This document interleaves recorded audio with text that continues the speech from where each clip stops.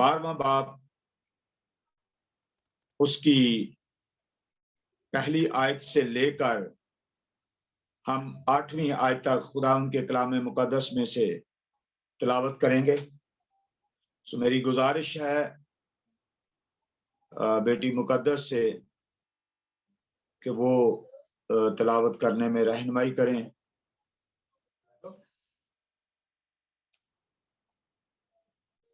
बाज की किताब उसका 12वां बाब उसकी पहली आयत से लेकर 8वीं आयत तक खुदा उनके कलाम मुकद्दस में से हम तिलावत करेंगे। खुदावंद के जिंदगी बख्श कलाम में यूं लिखा है, वाइस की किताब उसका 12 बाब उसकी 1 से 8 आयत। और अपनी जवानी के दिनों में अपने खालिक को याद कर, जबकि बुरे दिन हनूज नहीं आए और वो बरस नजदीक नहीं हुए, जिनमें तू कहेगा कि इनसे मुझे कुछ सूरज और रोशनी और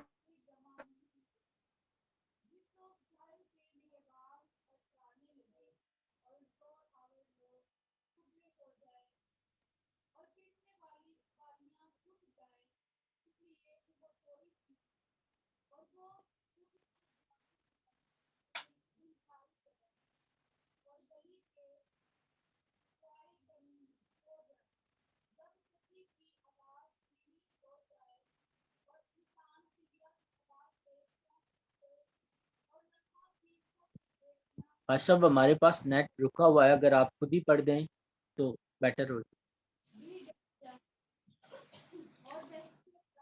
चले मैं पढ़ने में रहनुमाई करता हूं।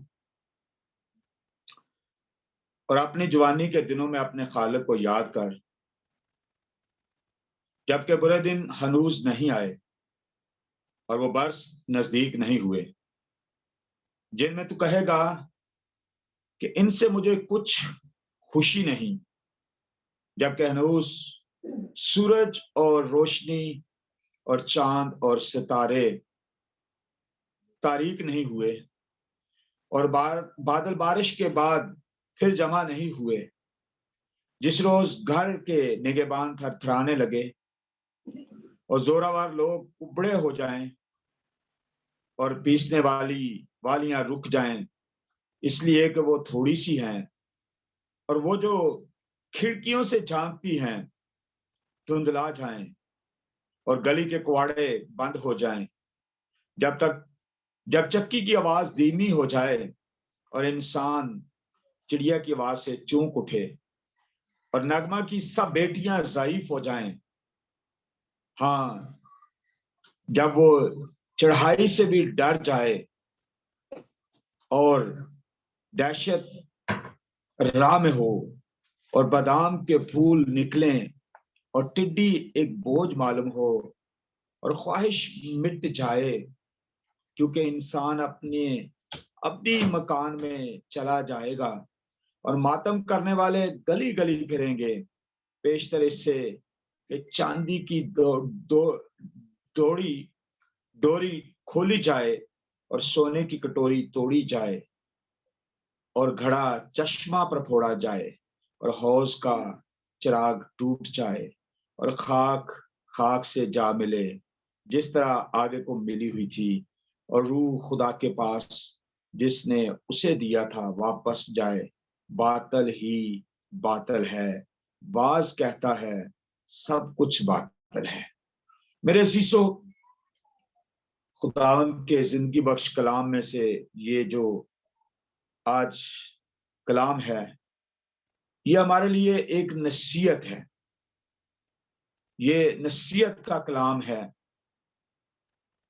ये आपने अक्सर और बेशतर जनाजे पर, अक्सर और बेशतर फौतगी पर सुना हुआ होगा, लेकिन आज ये हमें खुदा ने क्यों हमारे लिए कलाम दिया, क्यों हमारे लिए कलाम रखा। खुदा की खास मर्जी है।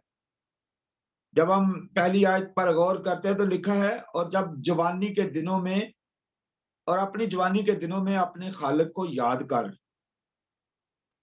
जबकि बुरे दिन हनूज नहीं आए और वो बरस नजदीक नहीं हुए, जिनमें तू कहेगा कि इनसे मुझे कुछ खुशी नहीं।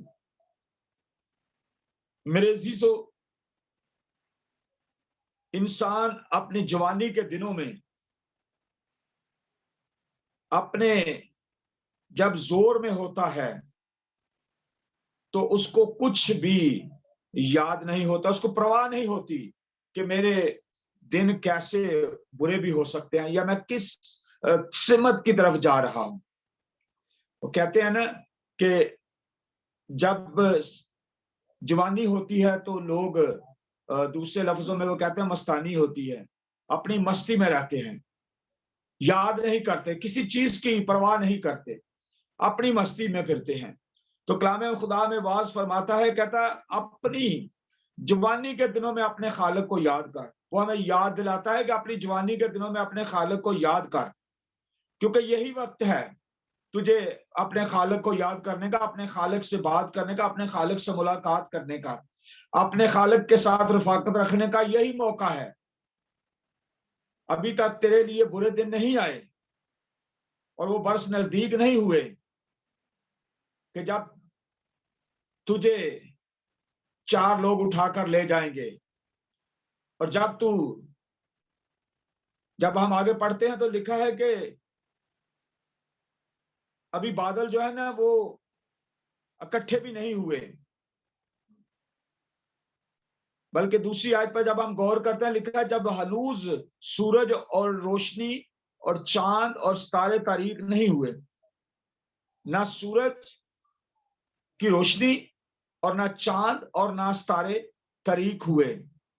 मतलब आपको हर चीज क्लियर नजर आ रही है और अभी वक्त है कि आप तौबा करें, आप अपने खालिक को याद करें, अपने खालिक से मुलाकात करें और अपने खालिक की जो है ना तरफ मतवज्जो हूं, और वो तमाम पास की बातें, वो तमाम जो मौज मस्ती की बातें उनको छोड़ दें और क्या कर, अपने खालिक की तरफ जा। अभी तक चांद की रोशनी तारीक नहीं हुई और सूरज की रोशनी भी अभी तक जो है ना वो नहीं मदम हुई, और बारिश जो बादल है बारिश के बाद अभी जमा नहीं हुए। आगे कहता है जिस रोज घर के निगहबान थरथराने लगे, घर के निगहबान थरथराने लगे। ये जो निगहबान है ये क्या है? ये आपके हाथ हैं, ये कांपना शुरू कर देते हैं, ये कांपना शुरू कर देते हैं। और लिखा है कि जब घर के निगहबान थरथराने लगे और जोरावर लोग कुबड़े हो जाएं, जो अपने आप को बड़े जोर में समझते थे वो भी कुबड़े होकर चलना शुरू कर दें, और पीसने वालियां रुक जाएं। आपके दांत, आपके जो दांत हैं ये कोई भी चीज चबा ना सके, पीसने वालियां रुक जाएं। और क्या हूं, वो थोड़ी सी ही हैं, वो थोड़ी सी है। कितने, बहुत कहते हैं 32 होते हैं, 32 बहुत कम लोगों के होते हैं। थोड़े से दांत, पीसने वालियां रुक जाएं क्योंकि वो थोड़ी सी हैं। और जो खिड़कियों से झांकती हैं, आपकी आंखें ये खिड़कियों से झांकती हैं, क्या हो जाए, जो खिड़कियों से झांकती हैं धुंधला जाएं और गली के कुआड़े बंद हो जाएं। और जब चक्की की आवाज भी आपको धीमी लगे, आपके कान भी सुनना जो है वो मदम कर दें, कम हो जाए, चक्की की आवाज आपको धीमी लगे, धीमी हो जाए, और जब चिड़िया चौंके और इंसान डर जाए, और नगमा की सब बेटियां ज़ईफ हो जाएं। हाँ, जब वो चढ़ाई से भी डर जाएं और दहशत राह में हो और बादाम के फूल निकलें और टिड्डी एक बोझ मालूम हो और ख्वाहिश मिट जाए। मेरे अजीजों, ये वो बातें हैं जो बाज हमें आखिरत की तरफ ले जाता है कि क्या सॉरी, जवानी के जो दिन है जिसमें तुझे कुछ याद नहीं, और फिर जब तेरे ये सारा कुछ काम करना, तेरा सिस्टम काम करना छोड़ दे। मैं एग्जांपल दूंगा कि अगर गाड़ी की एक्सीलेटर काम करना छोड़ दे, उसकी हेडलाइट बंद हो जाए, उसको आगे रास्ता नजर ना आए, इंजन के अंदर ऑयल खत्म हो जाए, वो धक्का स्टार्ट हो जाए, और फिर आप यूं कहें कि उसका सेल्फ भी खराब हो जाए, तो फिर आप क्या, किस तरह आप खुदा के वो हजूर आप आ सकते हैं? जब जवानी है तो जवानी के दिनों में अपने आप को खुदा के हजूर पेश करो। यहां पर मुझे साधु सुंदर सिंह स्वामी की वो खूबसूरत मिसाल नजर आती है कि जब साधु सुंदर सिंह स्वामी जवान था, तो चूंकि वो सरदार फैमिली से था, सिख फैमिली से था, और उसके जो थे गुरु या उसके घर वाले ये नहीं चाहते थे कि ये अपना मजहब तब्दील करे और तबलीग शुरू कर दे। और उन्हें अपने एक बुजुर्ग को लाकर, अपने किसी गुरु को लाकर उसके साथ बात करने को बिठाया, तो साधु साहब आम चूप रहे थे। तो वो आम चूप रहे थे, आम खा रहे थे। वो आम चूसते चूसते उस बाबा जी की बात सुन रहे थे। तो मेरे अजीजों, बाबा जी की बात खत्म हो गई और साधु साहब का आम खत्म हो गया। तो जब बाबा जी की बात खत्म हुई तो साधु साहब ने आम पकड़ा और बाबा जी से कहा, बाबा जी ये आम खा लें। तो बाबा जी ने कहा, तू पागल हो गया है कि मुझे चूसा हुआ आम दे रहा है? तो मेरे अजीजों, साधु साहब ने बड़ी जबरदस्त बात कही कि बाबा जी, वो उम्र खुदा को भी पसंद नहीं। खुदा को भी जवानी की अयाम, जवानी पसंद है। जबरदस्त के हाथ में तीर, जवानी की जो खिदमत है वो पसंद है। अगर हम दाऊद की बात को देखें तो जबूर नवीस कहता है कि मुबारक वो जवान है जो जवानी के दिनों में खुदा को याद करते हैं। हकीकत में वही खुदा को शाद करते, वही खुदा को खुश करते हैं। जब आंखें बंद हो जाएं, जब बंदा कुबड़ा हो जाए, जब चढ़ाई से भी डरने लगे, और जब पीसने वालियां रुक जाएं, जब खिड़कियों से झांकने वाली जो है ना वो धुंधला जाएं, तो फिर खुदा के हजूर आप झुके तो क्या झुके। वो उसकी मिसाल कुछ यूं है कि गिट्टियां गोडियां तो रही ते नाम जपन डई, फिर तो कोई फायदा नहीं। वक्त वो है कि आप अगर जवानी के दिनों में अपनी जिंदगी खुदा को देते हैं, अगर हम अपने खुदावंद यीशु मसीह की जिंदगी पर गौर करें, वो तो पैदाइश ही अजीब थी, उसकी तालीम अजीब थी, वो था ही अजीब, मशीर खुदा कादर दियत का बाप सलामती का शहजादा।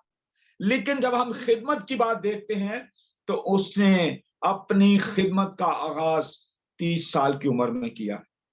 बल्कि जब हम पढ़ते हैं कलाम मुकद्दस में से, तो उसकी माँ और बाप जब ये सब नवीसी के लिए जाते हैं।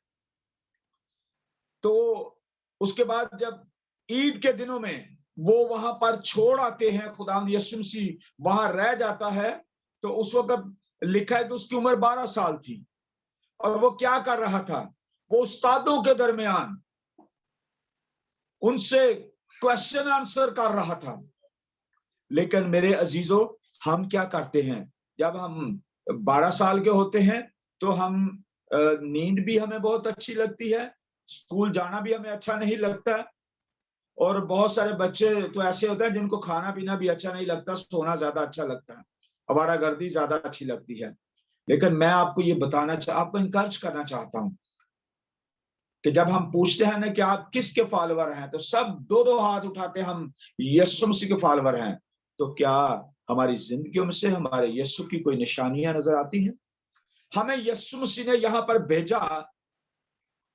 अगर हम मत्ती की अंजील उसके 16वें बाब को देखें, 28वें बाब की 16वीं आयत को देखें, तो उसने फरमाया कि सब कौमों के सामने जाकर सारी खलक के सामने अंजील की क्या करो? मुनादी करो।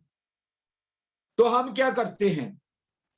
हम जब हमारे ये टाइम होता है, जब हमारी ये एज होती है, तो हम जाकर क्या पर मुनादी करते हैं? क्या मुनादी करते हैं? हम गेम खेलते हैं, हम स्नूकर खेलते हैं, हम बहुत सारी और हॉबीज हमारी होती हैं जिनसे हमें फुर्सत नहीं होती। हम जवानी के जो अय्याम होते हैं वो हम इस तरह वेस्ट करते हैं, और जब हम मरने के करीब होते हैं ना, तो फिर हम कोशिश करते हैं कि अब खुदा हमें माफ कर दे, अब तो हमसे हिला भी नहीं जाता।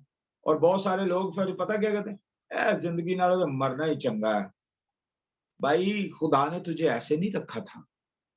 खुदा ने तुझे बड़ी अच्छी लाइफ दी थी। खुदा ने तुझे बड़ा अच्छा सिस्टम दिया था कि तेरी, अब जब तेरी ख्वाहिश ही मिट गई है तो तू खुद ही कहता है कि अब मुझे इस गल नाल तो मैंने मर जाना ही चंगा है।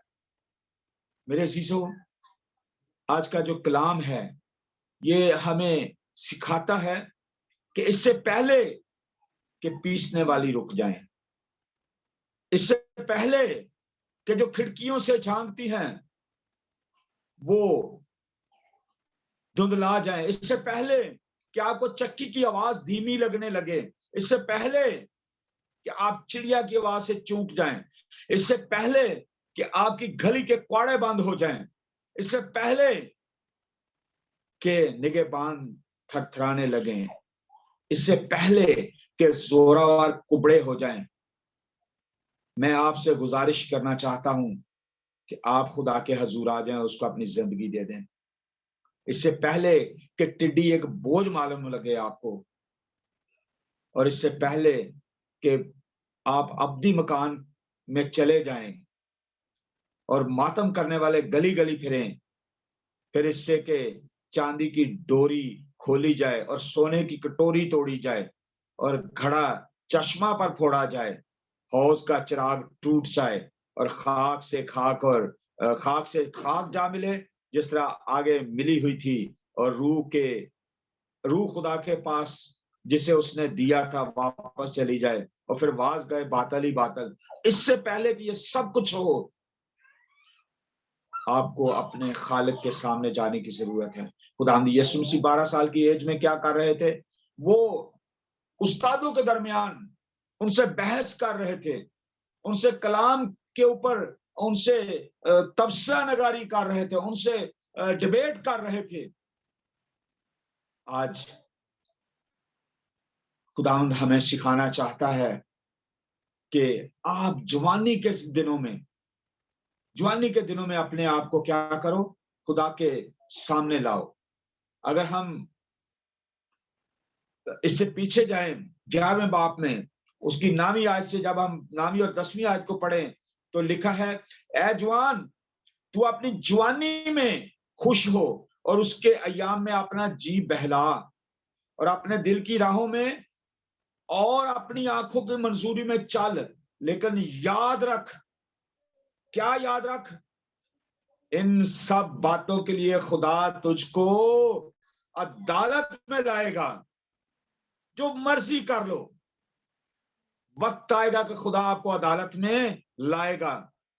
बस गम को अपने दिल से दूर कर और बदी अपने जिस्म से निकाल डाल, क्योंकि लड़कपन और जवानी दोनों बातिल हैं।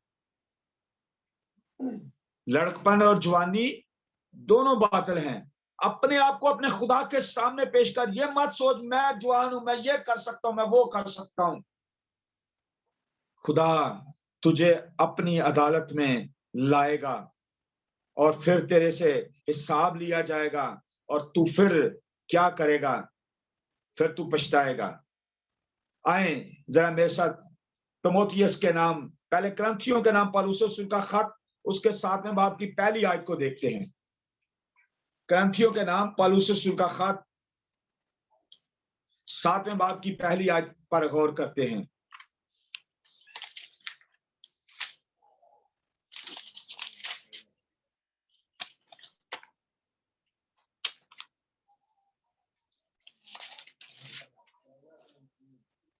पहला करंथियों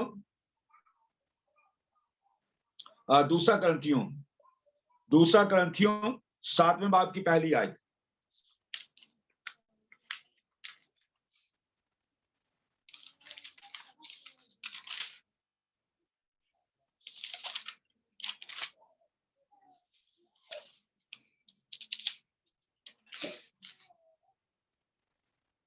बस अजीजों, चुके हम से ऐसे वादे किए गए कि आओ हम अपने आप को हर तरह की जिस्मानी और रूहानी आलूदगी से पाक करें और खुदा के खौफ के साथ पाकीज़गी को कमाल तक पहुंचाएं।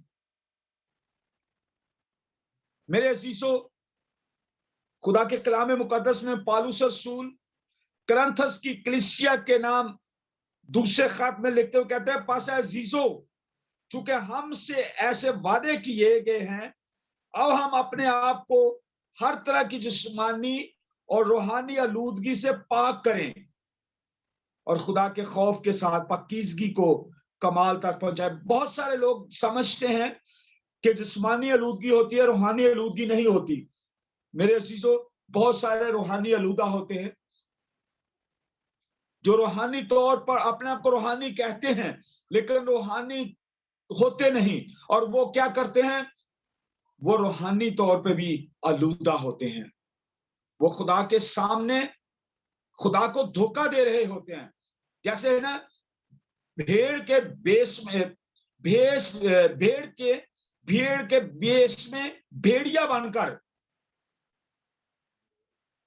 भेड़ के बेस में भेड़िया बनकर लोगों को फाड़ खाने के लिए अपने ऊपर वो लिबास ओढ़ते हैं, ताकि वो जो भेड़ है, वो जो सादा है, उसको फाड़ खाए। वो रूहानी तौर पर आलूदा लोग हैं। जिस्मानी शख्स को पहचानना तो इजी होता है, लेकिन रूहानी को पहचानना मुश्किल होता है। वो हमें पता चलते चलते उस वक्त पता चलता है जब वो भेड़ के भेष में आकर भेड़िया खा जाता है। तो अगर हम खुदा के कलाम मुकद्दस में दूसरा तीमुथियुस उसके दूसरे बाब की 22वीं आयत पर गौर करें, दूसरा तीमुथियुस के नाम पौलुस रसूल का दूसरा खत, उसके 22वें बाब की दूसरे बाब की 22वीं आयत को देखें तो यहां पर हमें खुदा का बंदा पौलुस रसूल क्या सिखाता है? 22वीं आयत में, जवानी की ख्वाहिशों से भाग। क्या फरमाता है? जवानी की ख्वाहिशों से भाग, और जो पाक दिल के साथ खुदावंद से दुआ करते हैं उनके साथ रास्तबाजी और ईमान और मोहब्बत और सुलह का तालिब हो।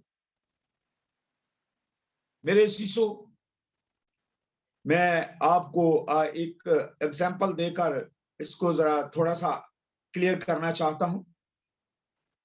जवानी की ख्वाहिशों से भाग। जवानी की ख्वाहिशें क्या हैं? आपकी दोस्ती, आपकी जवानी में आप मुख्तलिफ किस्म के दोस्त बनाते हैं। जब वो एक मिसाल देते हैं कि जहां पर खून होता है किसी ने जोक देखी है? जोक जोक कैसी होती है? उसके दो मुंह होते हैं और वो दोनों साइडों से जो है ना, एक साइड से ग्रिप करती है, दूसरी साइड से इंसान के अंदर अपने मुंह के जरिए इंसान का खून चूसती है। और कहते हैं जोक वहां पर लगती है जब खून होता है। तो जब खून होता है तो इब्लीस को वो जवानी के जो अयाम होते हैं इब्लीस को बड़े पसंद होते हैं, क्योंकि जवान की जो जवान होता है वो नादान होता है और वो बड़ी जल्दी से उसके चक्कर में आ जाता है। लेकिन खुदावंद यीशु मसीह ने अपने कलाम में हमें सिखाया है, क्या सिखाया है? 22वीं आयत में, पर जो कोई इनसे अलग होकर, 22वीं आयत, जवानी की ख्वाहिशों से भाग, इब्लीस के उन हरबों से भाग, और जो पाक दिल के साथ खुदावन से दुआ करते हैं उनके साथ रास्तबाजी और ईमान और मोहब्बत और सुलह का ताल्लुक हो। जवानी के ख्वाहिशों से भाग, और जो खुदा के साथ ईमानदारी के साथ चलते हैं, जो दुआ गो हैं, जो रास्तबाज हैं, जो ईमानदार हैं, उनके साथ मोहब्बत के साथ सुलह का ताल्लुक हो। ख्वाहिशात को छोड़ दे। लेकिन हम क्या कहते हैं? हम तरजीह देते हैं ज्यादा उन ख्वाहिशात को। मेरे अजीजों, जब अगर हम 21वीं आयत को देखें ना, तो लिखा है, पास जो कोई इनसे अलग होकर अपने कहीं पाक करेगा वो इज्जत का बर्तन और मुकद्दस बनेगा। और क्या होगा? और मालिक के काम के लायक और हर नेक काम के लिए तैयार होगा। वरना फिर क्या होगा? जब गली के कवाड़े बंद हो जाएं, निगहबान थरथराने लगें, पीसने वालियां रुक जाएं, और जो खिड़कियों से झांकती हैं धुंधला जाएं, तो कुछ नहीं हो सकेगा। फिर वाज कहता है कि सब कुछ बातिल है। जब तक आप जवान हैं, जब तक खुदा के हजूर में हैं, आप महफूज हैं। नहीं तो मट्टी से मट्टी और खाक से खाक में मिल जाएंगे, जैसे आगे को मिली हुई थी। जब आदम को खुदा ने बनाया तो मट्टी से साना और खुदा ने बनाया, और क्या हुआ? उसमें जिंदगी का दम फूंका और आदम जीती जा हुआ। और पहले क्या था? मट्टी था। आप अगर खुदा के कलाम को अपने दिल में नहीं रखते, खुदा के कलाम के मुताबिक अपनी जिंदगी को नहीं गुजारते, तो फिर उसी तरह होगा जैसे मट्टी में मट्टी थी और खाक में खाक थी, मिल जाएगी। मेरे अजीजों, और फिर बाज कहता है बातल ही बातल। बाज कहता है सब कुछ खत्म हो जाएगा, फिर कोई तुम्हारी याद नहीं करेगा। इससे पहले कि ये सब कुछ खत्म हो जाए, अपने आप को अपने खालिक के सामने ले आए, तौबा करें। अगर किसी ने इससे पहले तौबा नहीं की तो वो तौबा करे, और अगर तौबा करके वो तौबा वाले काम नहीं किए तो उसके पास मौका है कि वो अपने आप को री शेड्यूल करे, खुदा के सामने दोबारा से आए और अपने आप को तैयार करे। मेरे अजीजों, वक्त नजदीक है। आज बहुत से लोग चले गए हैं और बहुत से लोग जाने वाले हैं। पता नहीं कल किसकी जिंदगी में नया दिन आएगा। आज ही तौबा का दिन है, आज ही तौबा का वक्त है, आज ही वक्त है कि हम उसके हजूर अपने आप को पेश करें और अपने गुज़श्ता गुनाहों की माफी मांगे और कहें, खुदावंद मुझे माफ कर, मैं लायक तौर पर तेरे साथ नहीं चल सका, मुझे माफ कर। बहुत से लोग चले गए हैं। मेरे अजीजों, बड़ी खूबसूरत बात है कि जब आप जमीन पर होते हैं तो आप एक प्रोसेस में से गुजर रहे हैं। एक स्टूडेंट होता है ना, वो जब स्कूल जाता है तो हर रोज वो स्कूल जाता है और वो पढ़ता रहता है, और जब उसका टेस्ट होता है तो वो टेस्ट में फेल हो जाता है।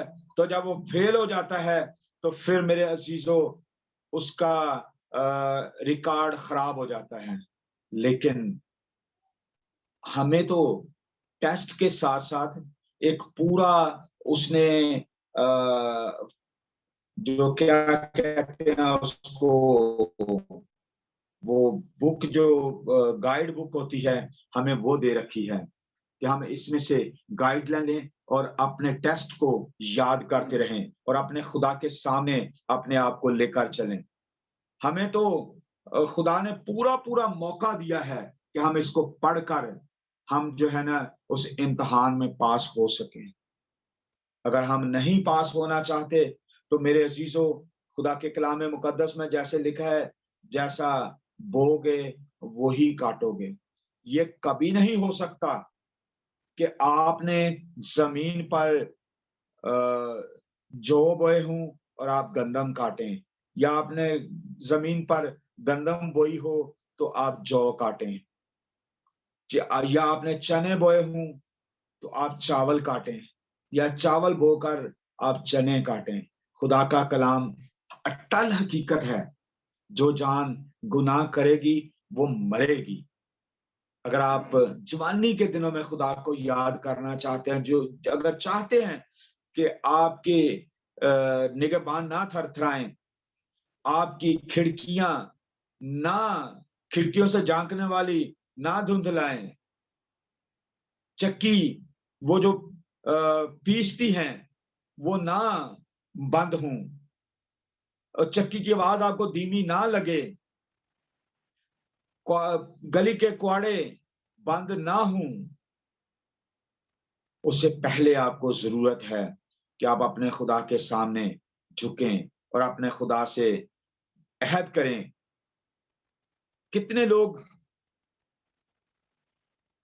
जानते हैं कि जब किसी को ब्लड लगता है, किसी को ब्लड लगता है तो वो कितनी इन्वेस्टिगेशन करता है। डॉक्टर ऐसे ही किसी का भी ब्लड पकड़ के किसी को भी लगा देते हैं? क्या ऐसा मुमकिन है? नहीं मुमकिन ना। डॉक्टर पहले सैंपल लेता है, सैंपल लेके उसका क्रॉस मैच करता है, क्रॉस मैच करके जिसका मैच होता है फिर उसको टेस्ट करता है कि क्या इसमें हेपेटाइटिस या दीगर बीमारियां तो नहीं, या क्या ये ब्लड लगेगा तो इस बंदे को रिएक्शन तो नहीं करेगा। और फिर सारा कुछ करने के बावजूद भी जो ब्लड होता है, जो अपना जिसको हम कहते हैं कि दूसरा खून जो किसी को लगता है, तो फिर भी उसका असर होता है। पादी साहब मेडिकल से भी ताल्लुक रखते हैं, उनको ज्यादा पता है कि वो फिर भी अपना रिएक्शन छोड़ता है ब्लड, क्योंकि दूसरा ब्लड होता है। आप जो हर महीने उस ब्लड को पीते हो और उस बदन को खाते हो, क्या आपके अंदर कोई अच्छा रिएक्शन नहीं आता? क्या आपने कभी नहीं उसका कुछ अपने अंदर देखा कि वो जो आपने पिया है या जो खाया है उसका कोई रिएक्शन नहीं होता आपको? मेरे अज़ीज़ों, बड़े ही दुख की बात है। इसका मतलब क्या है कि हम उसके खून की कदर नहीं करते, हम उसके लहू की कदर नहीं करते, हम उसके बदन की कदर नहीं करते, हम उसको एलानिया ज़लील करते हैं। सो आएं, अपने सरों को झुकाएं, अपनी आंखों को बंद करें और अपनी जिंदगियों पर गौर करें कि हम